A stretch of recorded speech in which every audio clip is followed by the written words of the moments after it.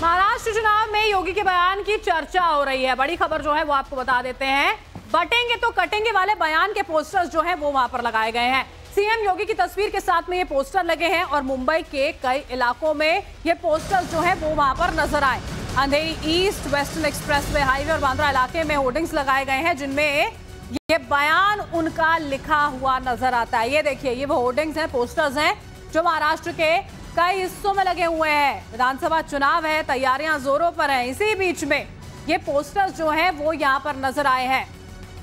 कई इलाके हैं, अंधेरी ईस्ट, बांद्रा, जहां पर योगी आदित्यनाथ के उस बयान का जिक्र किया गया है जो उन्होंने दिया था, बटेंगे तो कटेंगे वाला बयान, और उसी को लिखते हुए ये पोस्टर्स वहां पर लगाए गए हैं। ये देखिए,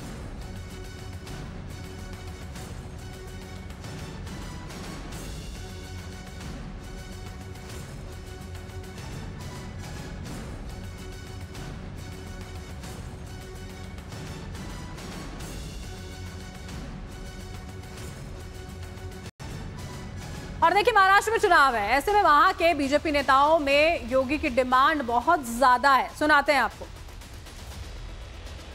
मैंने योगी आदित्यनाथ जी के पूरा हफ्ता मांगा है, पूरा हफ्ता मांगा है योगी जी का। और योगी जी की अभी तक 20 से 22 सभा की डिमांड हो चुकी है, अभी तक चुनाव चालू होने का है।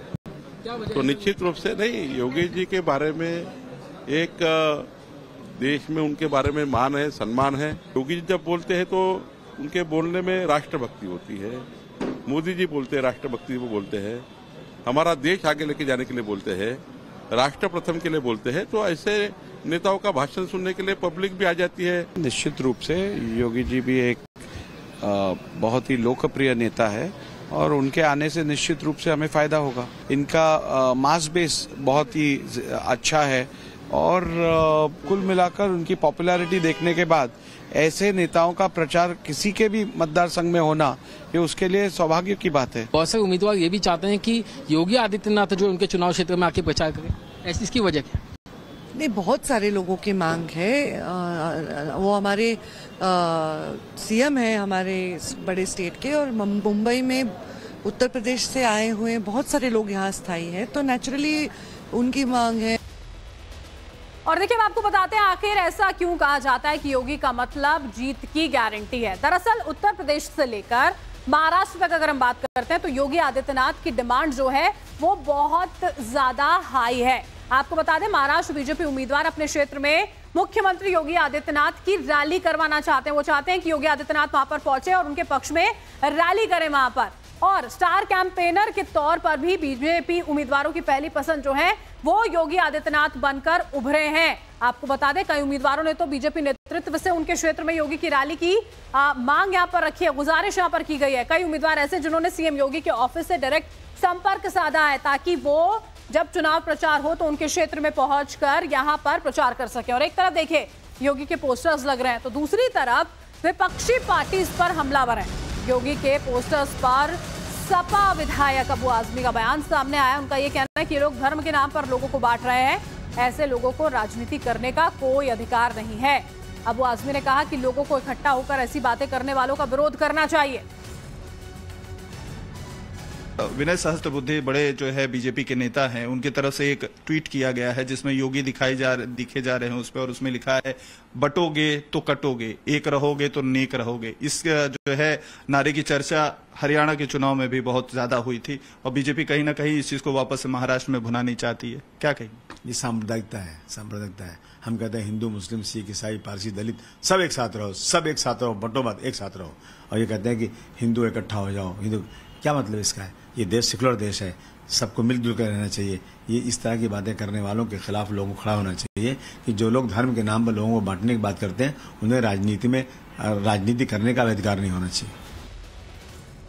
और मुंबई से राकेश त्रिवेदी हमारे साथ हमारे सहयोगी जुड़ चुके हैं, सीधा उन्हीं का रुख कर लेते हैं। राकेश, पहले विधानसभाओं में हुई योगी आदित्यनाथ की सभाओं का असर कि महाराष्ट्र में भी अब उनकी डिमांड बढ़ रही है। नेता खुद चाह रहे हैं कि उनके पक्ष में प्रचार करने के लिए योगी आदित्यनाथ पहुंचे, ज्यादा से ज्यादा समय दें। निश्चित तौर पे, क्योंकि हमने देखा कि हरियाणा में जिस तरीके से योगी आदित्यनाथ का स्ट्राइक रेट रहा, जम्मू कश्मीर में जिस तरीके से स्ट्राइक रेट रहा, 14 जो विधानसभा सीटें हरियाणा में वहां पर जीत हुई जहां पर योगी आदित्यनाथ ने सभाएं ली थी। 10 सीटें ऐसी थी जम्मू कश्मीर में जहां पर उन्होंने जन सभाएं ली थी। कहीं ना कहीं इसका ये असर हो सकता है। और दूसरी बात जो मैं आपको बता दूं कि जो पोस्टर है मुंबई के अंधेरी ईस्ट में लगा हुआ है, जहां पे जिसकी हम बात कर रहे हैं, और कहीं ना कहीं लोग ये मानते हैं, उम्मीदवारों का मानना है कि योगी जिस प्रखर अंदाज में, जिस बेबाक अंदाज में राष्ट्रवाद, राष्ट्र प्रेम की बात करते हैं, इसीलिए तमाम जो उम्मीदवार हैं वो चाहते हैं कि उनके चुनाव क्षेत्र में योगी आए और जनसभा को संबोधित करें। दूसरी खास वजह है उत्तर भारतीय वोट बैंक, जो एक खासा अच्छी खासी तादाद में मुंबई और महाराष्ट्र के अलग अलग इलाकों में स्थायी है, उनको आकर्षित करने के लिए। और ये जो वोट बैंक ये कहीं दूसरी जगह छटक ना जाए, ये कहीं बट ना जाए, उसको एक मुश्त एक जगह पे किया जाए, इसके लिए शायद ये हो सकता है कि योगी जो उनकी पहली पसंद है। फिलहाल अब योगी ने जो स्लोगन दिया था, जो उन्होंने घोषणा दी थी, उसकी एंट्री भी महाराष्ट्र के चुनाव में नजर आ गई है कि उसकी एंट्री हो चुकी है। चुनाव से ठीक पहले बटेंगे तो कटेंगे कि ये जो पोस्टर्स है मुंबई के अलग अलग शहर में लग रहे हैं,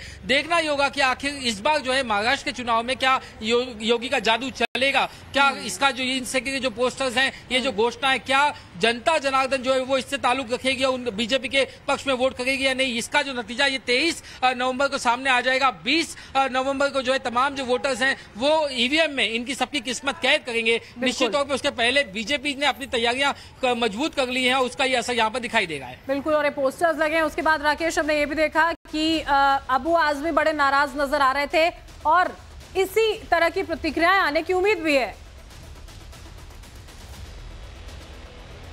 जी बिल्कुल, खास तौर से देखिए विपक्ष की बात करें, महाविकास आघाड़ी की बात करें तो हमने देखा कि काफी इलाकों में जो मुस्लिम वोटर्स हैं उन्होंने उन्हें लोकसभा चुनाव में काफी वोट दिए थे। इसके अलावा कई सारे जो दूसरे समुदाय के जाति के जो वोट है वो भी उन्हें मिले थे। ऐसे में कहीं ना कहीं बीजेपी जो है वो सेंध लगाना चाहती है कि जो वोटर्स उद्धव ठाकरे के पास गए थे, कांग्रेस एनसीपी के पास गए थे, वो वापस से बीजेपी के पास आए। और निश्चित तौर पर अगर ऐसी कोई योजना विपक्ष को पता चलती है तो उनका नाराज होना जो लाजमी है। हो सकता है कि इसके आगे भी हमें उद्धव ठाकरे की शिवसेना, कांग्रेस और शरद पवार की एनसीपी से भी ऐसी ही प्रतिक्रियाएं देखने को मिले। बिल्कुल, इसी तरह की प्रतिक्रियाओं की उम्मीद जो है वो जाहिर तौर पर यहाँ पर की जा सकती है। बहुत बहुत शुक्रिया राकेश, इस तमाम जानकारी के साथ आप हमारे साथ यहाँ पर जुड़े हैं। तो देखिए